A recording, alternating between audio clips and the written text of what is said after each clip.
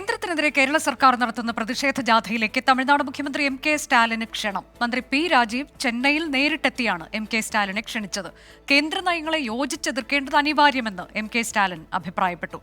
മനേഷ് മൂർത്തി വിവരങ്ങളുമായി. മനേഷ്, യോജിച്ചെതിർക്കണം എന്നത് എം.കെ. സ്റ്റാലിൻ പറയുമ്പോൾ അദ്ദേഹം പങ്കെടുക്കുമോ?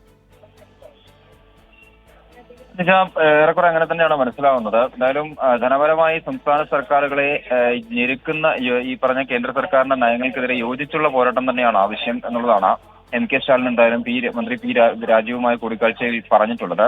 അപ്പോൾ സ്വാഭാവികമായും ഫെബ്രുവരി 8-ാം തീയതിയാണ് ഈ ഒരു സമരം നടക്കുന്നത്. ആ സമരത്തിൽ എന്തായാലും എം.കെ. സ്റ്റാലിനും പങ്കെടുക്കും എന്ന് തന്നെയാണ് നമുക്ക് മനസ്സിലാക്കാൻ സാധിക്കുന്നത്. ഇന്നിപ്പോൾ വൈകിട്ടോടു കൂടിയാണ് എം.കെ. സ്റ്റാലിനെ നേരിട്ട് കണ്ട് പി രാജീവ് മന്ത്രി ക്ഷണം ഈ സമരത്തിലേക്ക് ക്ഷണിക്കുകയും ചെയ്തിട്ടുള്ളത്.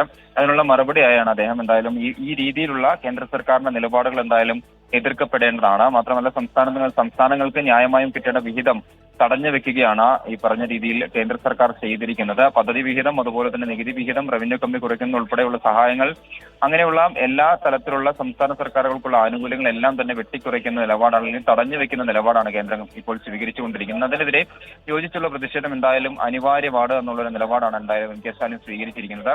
സ്വാഭാവികമായും ഫെബ്രുവരി 8-ന് നടക്കുന്ന സമരത്തിൽ പങ്കെടുക്കുമെന്ന് തന്നെയാണ് നമുക്ക് മനസ്സിലാക്കാൻ കഴിയുന്നത്. അനുജ, ശരി, അടുത്ത മാസം 8-ന് ഡൽഹിയിൽ നടക്കുന്ന കേന്ദ്രവിരുദ്ധ സമരത്തിലാണ് പങ്കെടുക്കാനായുള്ള ക്ഷണം എം.കെ. സ്റ്റാലിന് ലഭിച്ചത്. നേരിട്ട് ചെന്നൈയിലെത്തി മന്ത്രി പി രാജീവാണ് ക്ഷണിച്ചത്. യോജിച്ചെതിർക്കണം എന്നതാണ് സ്റ്റാലിന്റെ പ്രതികരണം. അദ്ദേഹം പങ്കെടുത്തേക്കുമെന്ന സൂചനയാണിത് എന്ന വിവരമാണ് മനേഷ് മൂർത്തി നൽകി.